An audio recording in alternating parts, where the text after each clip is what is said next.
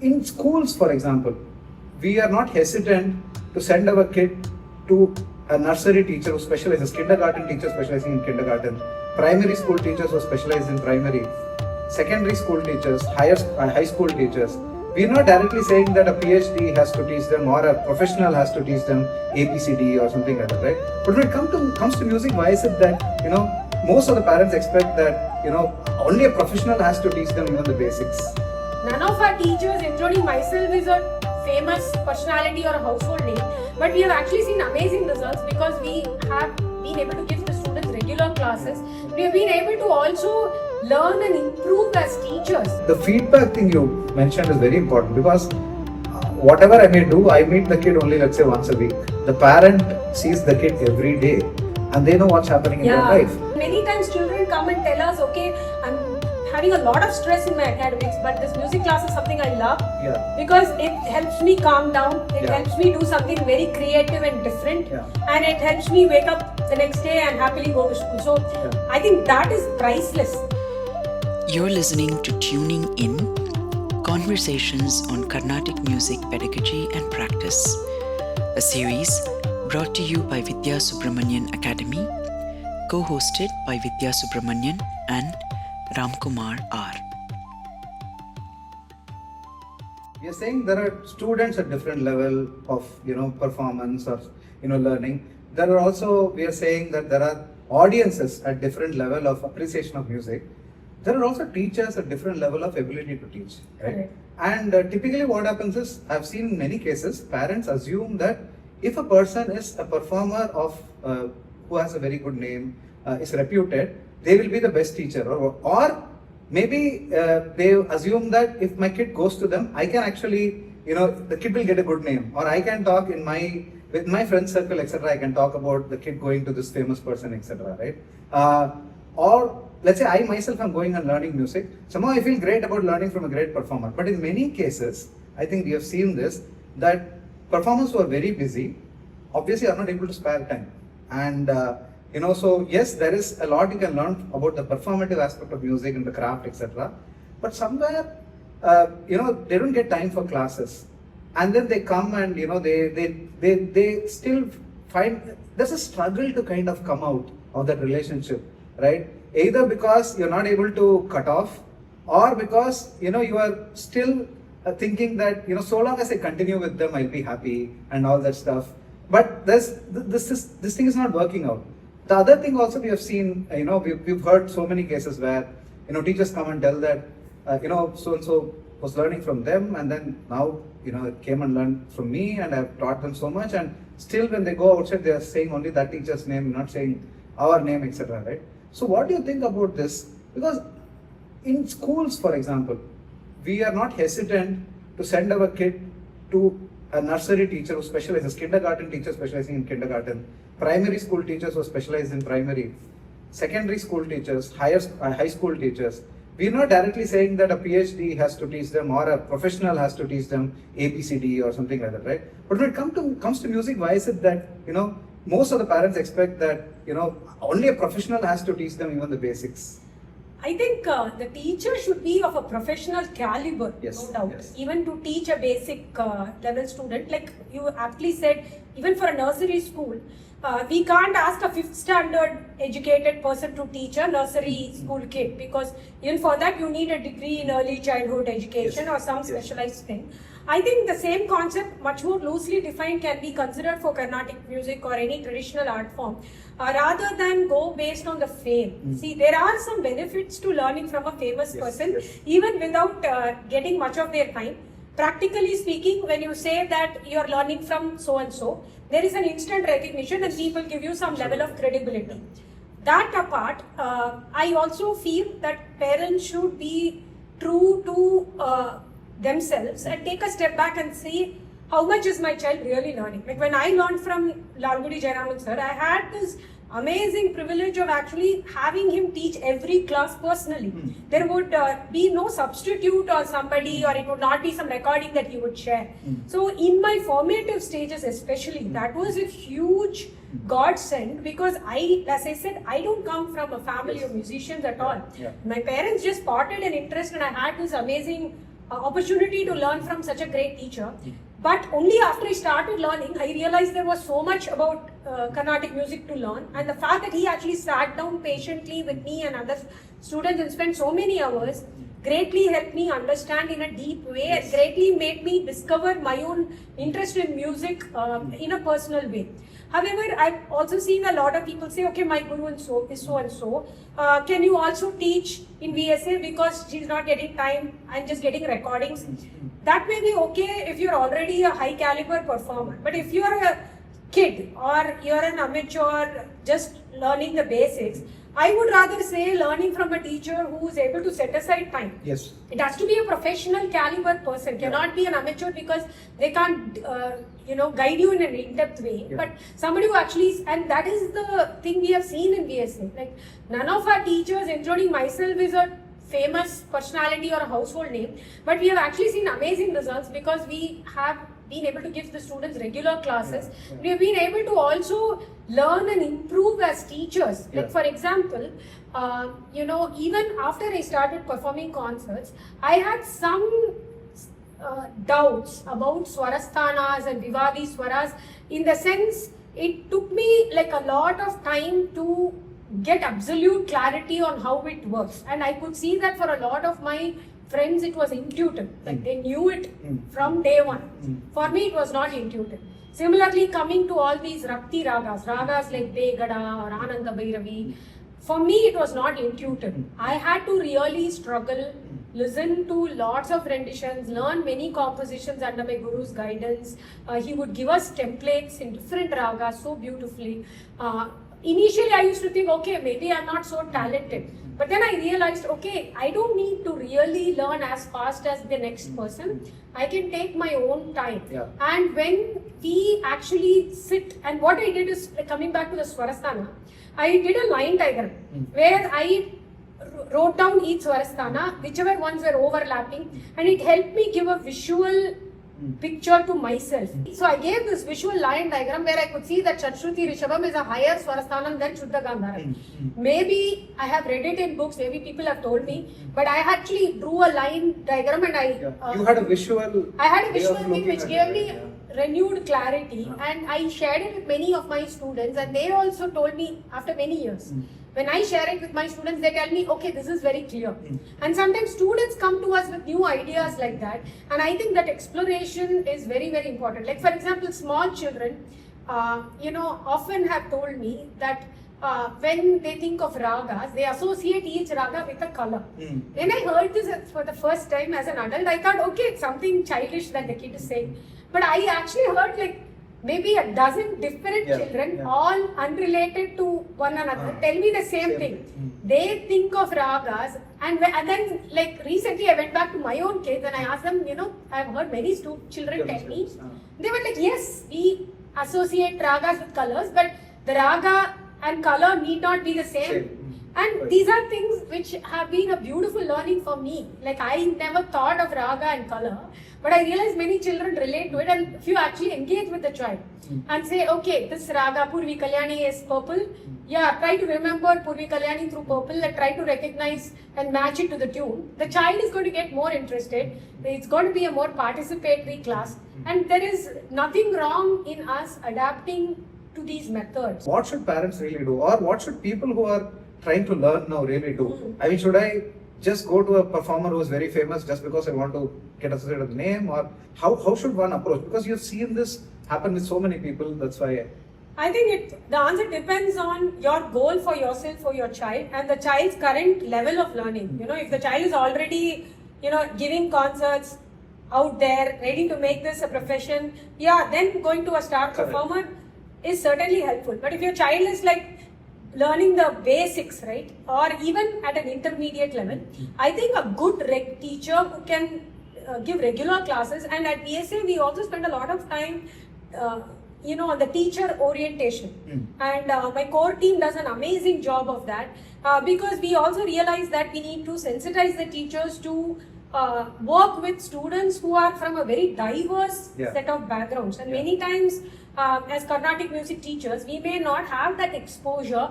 Like somebody could have learned many years of Western music, or could be exposed to film music Yeah. and then starting out Carnatic music. Correct. Right? Or somebody, may have never heard Carnatic music in their entire life, but somebody has told them that, okay, this is a good activity for your kid and they're trying it out. So we cannot be too rigid saying that everybody has to learn the way that I learned it. Yeah. I mean, it has to be something that we, evolve and,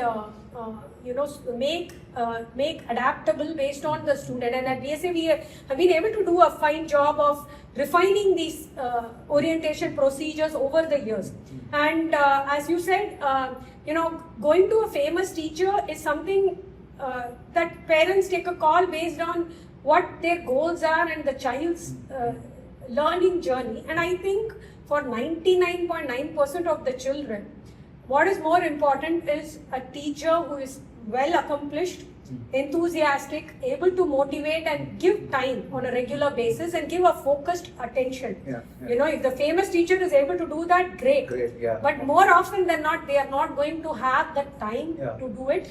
And also, as I said, for most parents who are working professionals, music is a wonderful thing to have, but end of the day, they are particular about their children's academic performance.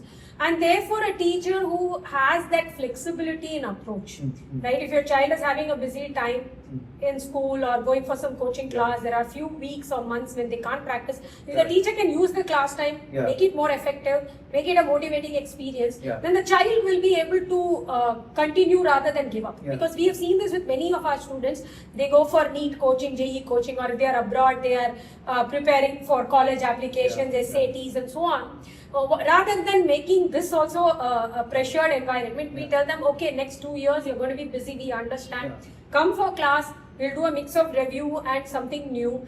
And actually many parents tell us that their children want to continue, even if the parents ask them, okay, is it going to be... And the dropouts rate reduces, like when they go to high school, many children just drop out because of the higher pressure of studies and academics and with this approach, we've seen that people do continue. Exactly, they continue, and also this helps them manage their stress better. Yes. That is another thing that we as parents sometimes don't realize. We say, okay, this music class is going to make my child stressful, and especially I would like to bring in this thing about online. Because many times people say, they think of online as a compromise. And I can tell you with 20 years of experience teaching online, it is not a compromise for the most part. Because many times your classes happen more regularly, you are learning from home, you're more relaxed, you're less scared to make mistakes. And especially if it's a one-on-one class like how we do, it really helps the student blossom. And if there are busy periods in their personal lives, this can happen in parallel. We have students who take class at 6 a.m. before they head out to work, or children who finish all their homework and sit down at 10 p.m. with their teacher. And that is possible in an online class. And as you said, you don't need to give up on your passion. And many times children come and tell us, okay, I'm having a lot of stress in my academics, but this music class is something I love because it helps me calm down, it helps me do something very creative and different, and it helps me wake up the next day and happily go to school. So I think that is priceless. Very good point here, because I've had my friends, for example, in Bangalore tell me that I've had to stop my kids' music class or sports class or whatever because I'm not able to go and drop the kid. Because it's like the class is in this place and our city is like at loosely connected traffic islands, and they say that to go from this place to this place will easily take like 40 minutes, even though it's just a few kilometers away. And then they say that if the class is of 1 hour duration, it takes us like half an hour to 45 minutes either side to kind of, then you have to factor in like sometimes the commute is longer than the class duration. Longer than the class. So online, that is a boon, right? I mean, I need not even be there at home. If the relationship with the teacher is so good, the kid will obviously, or whoever is learning, they will basically do the class with the teacher, and just for an hour or whatever time duration the class is set, and you're done, right? And it in fact saves time. Also, I need not look for teachers only in my locality. I can now start learning from teachers I want to learn from. If the teacher is open to teach me, there's so many advantages of this. And to add to that, let's say as a working professional, you relocate after 2 years. You have built this beautiful relationship with a teacher. You don't need to snap it and look for another teacher. You can continue. We've seen this, throughout. Like we have students who've been learning with us for 20 years. They have relocated, the teacher has relocated, but the relationship continues, and we have to accept it as an enduring thing of our times today. Everybody is on the move. So we can't be too rigid only for Carnatic music and say that we will go to the neighborhood teacher only. And also, as I said, I want to reiterate this. Many times people approach us with some hesitation, thinking that they are doing some kind of compromise. I think what a good online teacher does is to adapt the teaching pedagogy to adapt to suit the medium. And I want to talk about, especially even with the instrumental. You've done a great job, and our instrumental teachers for violin, veena, flute have also done tabla also. Have done a fabulous job where, they right from purchasing, tuning, maintaining, they give very clear instructions, using a tuner app, things like that. As a teacher, we should know to adapt to the medium. And I feel that for online learning of classical music, a one-on-one format really works best, rather than getting on a Zoom call with 20 students, where the feedback becomes very limited. Most of the time people are singing on mute. I mean, an occasional group is good because you get some peer engagement, but for the most part, if it's a one-on-one, I think the learning outcome sometimes even surpass an in-person class, because in-person again tends to be a batch class for the most part, and people be in and out of their batch depending on how busy they are. So this way, the classes are more continuous, more regularly happening, more customized. And if the teacher is smart and adaptive to the technology, the learning is actually excellent. So my kid is very social, right? He likes to be in a group, and he loves to talk to people, etc. So whenever he does group class, for example, he gets very excited about the class, and it's very encouraging for him. It's natural. He really loves it. But when he does a one-on-one class, the depth sometimes is more, because the teacher is able to focus more time. Of course, in the group class, because he has a teacher who has a lot of experience teaching, the teacher is even in a group able to give that kind of an attention. But it just comes by default. But the group class is in person or? The group class is online. Oh, okay. But the thing is, for a one-on-one, right, with the same teacher, the thing, by default your attention is not divided, right? You are only focusing on that one kid, right?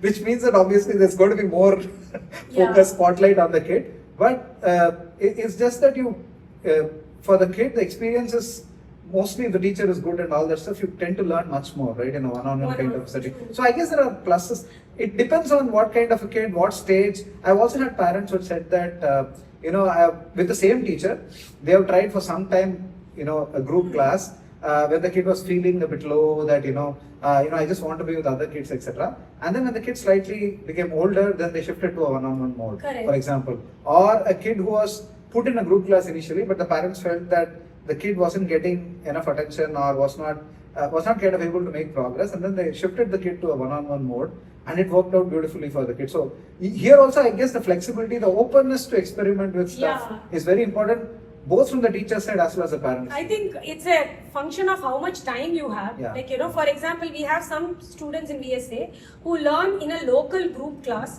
because there are some advantages, as you said. One is, for example, children learn to throw their voice better when they see other people singing. And also, as you are part of a group, it's more fun for them. They meet their friends. They may get to sing in local events as a group. Definitely there are advantages to it. And sometimes some of those kids also learn one-on-one from us, because you get access to really good teachers who may be in any place across the world. And as you said, it's an in-depth experience where the teacher is fully focused on you. And I think rather than looking at these as mutually exclusive, we can try to work out whatever option, because with some children they may get confused when they receive instructions from two different teachers. With some children they are able to handle it. But again, and there are also some teachers who don't want their students to learn from anybody else. And I'm not one to say right or wrong. At BSA, we are very open to people learning from multiple teachers, because I personally feel that different perspectives have helped me and helped my students learn a lot. So I think a combination also works for some people. I still have some amount of reservation about group online classes for singing, because as I said, most of the times like if there are 10, 9 are on mute, so the teacher is not really hearing them, throw their voice, sing each note to perfection. But I do find that when I conduct group workshops, the engagement level is really good. Maybe the group class can be a supplement rather than the weekly class.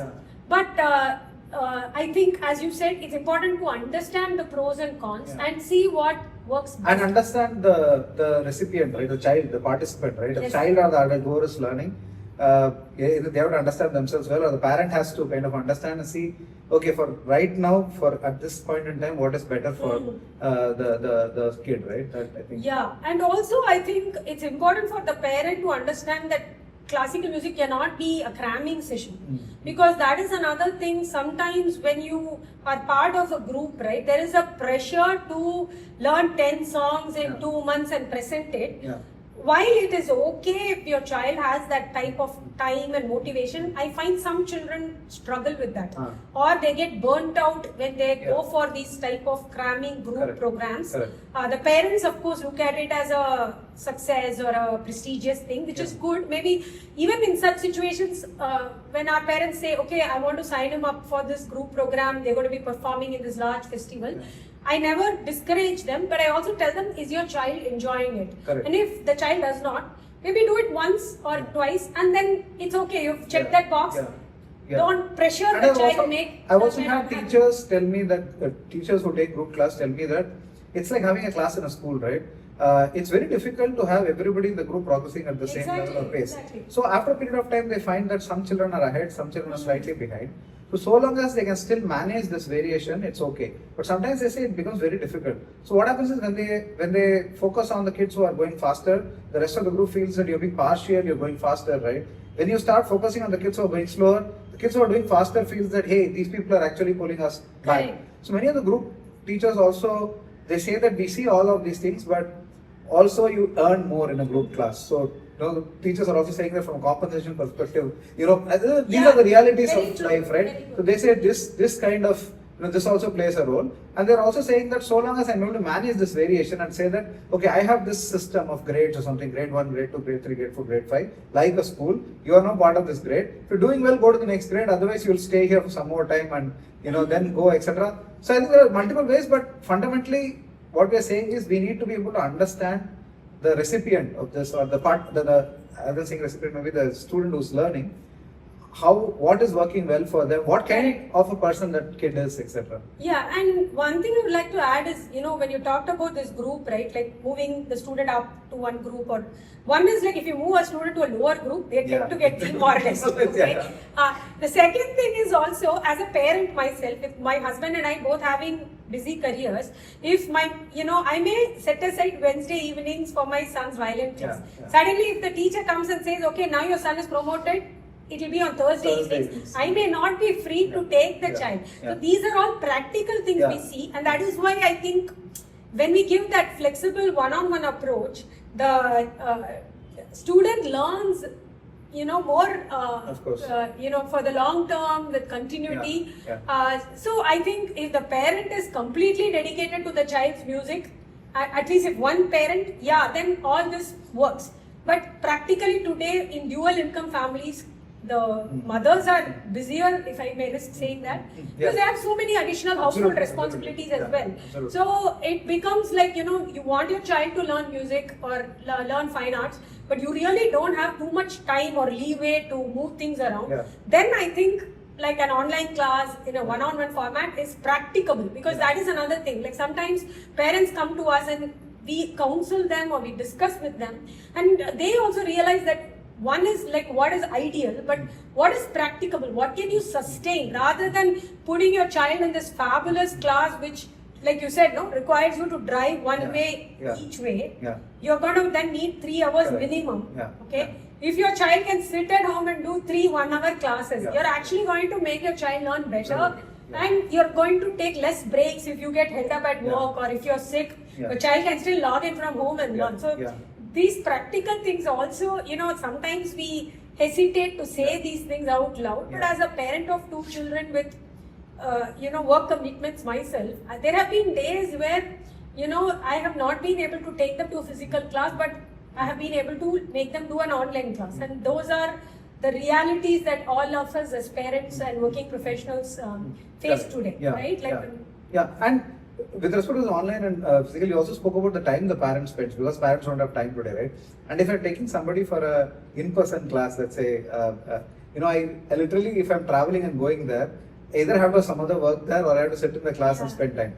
With online classes, also, there are some teachers who expect parents to be there in the class. Right? It becomes a bit difficult these days because parents are not. So, in your experience, right, when is it required that a parent sits with the kid and supports the kid? When is it not required absolutely? So that's something that's very interesting. So what we have done in VSA is, by default, 12 years and below, we ask the parent to be present in the room as a silent facilitator. Again, that is highly recommended, but we don't compel people. If the parents simply don't have time to sit in, we still record the class and share the video with them. Yes. So idea is, when the parent is there, typically the children focus better. The teachers also focus better. Again, as I said, as a teacher, I have to be candid here, right? You know the parent is there. Most of the teachers will less likely multitask. They'll give their undivided attention to the student. And I think the parents also realize, like, even if they don't know music or they don't know the instrument, they realize how to tune it, what is happening, what are the stages of learning. They're able to appreciate and guide the child's practice better. I find that 12 to 16 years, maybe initially the parents can sit in if the child is a beginner. And then most of the children over time, when they build a rapport with the teacher, they are very independent. And above 16, maybe not required, but I still encourage our teachers to check in with the parents periodically, just to, like you said, receive and give feedback. It need not be only the teacher talking about the student. The parent can also tell us what is happening well. Like sometimes you have parents saying, okay, my child was really interested in the music class until you started Varnams. Now she finds it very hard, little boring, doesn't know how relevant it is, and she stopped practicing. And I feel it's okay to hear that, rather than saying, oh, how can your child say it's boring, that's not said. I think it's okay to hear that, because it's not like the children mean any harm or anything. They are actually expressing to their parent what their real feeling is.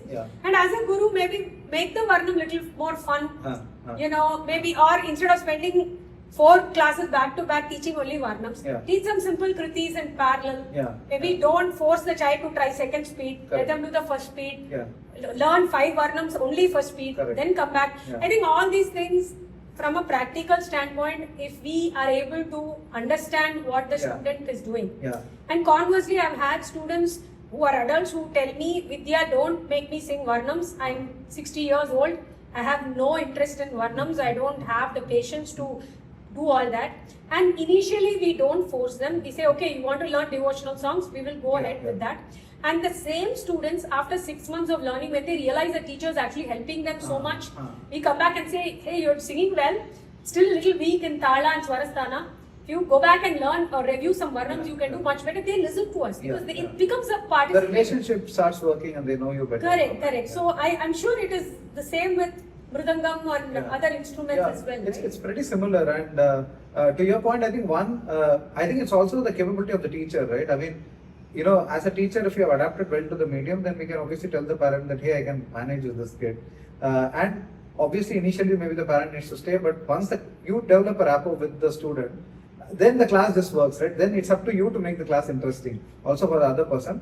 And another thing I've also seen is that the feedback thing you mentioned is very important, because whatever I may do, I meet the kid only, let's say, once a week. The parent sees the kid every day, and they know what's happening in their life. So, I mean, it could be as simple as things like, for example, I've seen in classes where, let's say we fixed a class for 7 p.m. Local time there. And, kid was performing, doing very well in class, etc. But suddenly I start seeing that the kid is getting very tired and stuff like that. Now, if I contact the parent and say, hey, I'm seeing the kid was fairly very energetic and now the kid seems drained in class. What's happening? Is it the lessons or, is it something else? Because lessons complexity hasn't increased that much. And the parent is saying, no, actually he didn't have soccer class before. Now 5 o'clock he has soccer class. So then I'm like, okay, can we now move the class or do something, right? So somewhere the dialogue between the parent and the teacher, or between the parent and the student. For some cases I've asked the kid, Like, so what do you feel? And there was this one kid who told me that, can we do Saturday mornings? Then I'll wake up and I'll be full of energy. And I was like, absolutely, I mean, let me figure that out, right? Yeah. Saturday morning, what time, which will be Saturday evening, my time, and let me figure out whether that works for me, right? So I think having this dialogue and getting feedback is very important. I think that's a very important point you mentioned. And also as a teacher, I think it's important for me to get feedback on how I am doing as a teacher as well, whether the method is working or not. Because again, we spoke about flexibility and customization. Whenever I have remembered to ask for feedback, I've always got something which is very precious. And, I could kind of change my ways and, make it work better.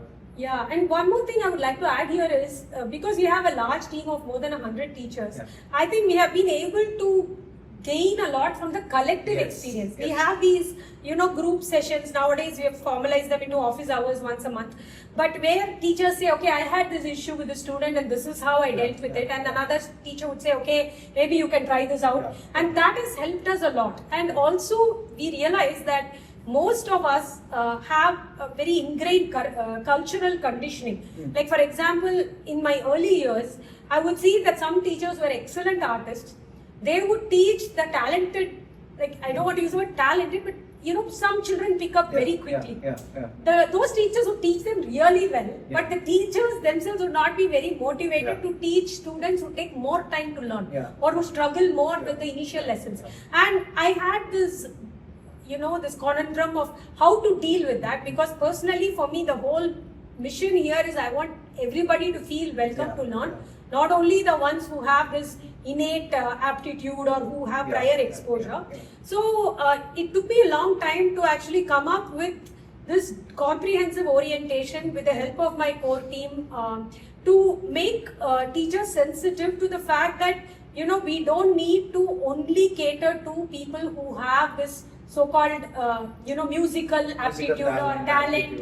Even if the student is not able to align with the Shruti on the first day, it's our job to tell them or help them get better. And I think in this world of classical music in India especially, that's something that, a little bit of cultural sensitization or training will help us reach out to more students, because the students should feel welcome rather than saying, okay, my teacher thinks I'm a bad singer, then they are not likely to continue and they are not likely to improve either, because they are already at a point where they feel the same thing, right? When as a parent, some children develop this fear for mathematics or a fear for a specific particular subject. Then it becomes a psychological thing to draw them out of that fear and give them the confidence to even try. And I feel it is the same thing. I've seen a lot of Carnatic music students who are very interested get discouraged because they felt that they could not meet the bar or meet the expectations of the teacher. So I feel for this generation of students, especially people who are new, a teacher, who has this openness, coming back to the same thing, it's the same thing, openness to learn and adapt their own methods will be more effective. Correct. Thank you for listening to Tuning In.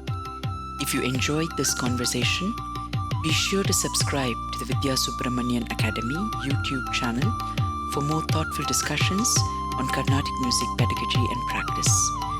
You can also follow Vidya Subramanian Academy on Instagram for updates and new episodes. And visit our website at www.vidyasubramanian.com. Until next time, keep listening and keep learning.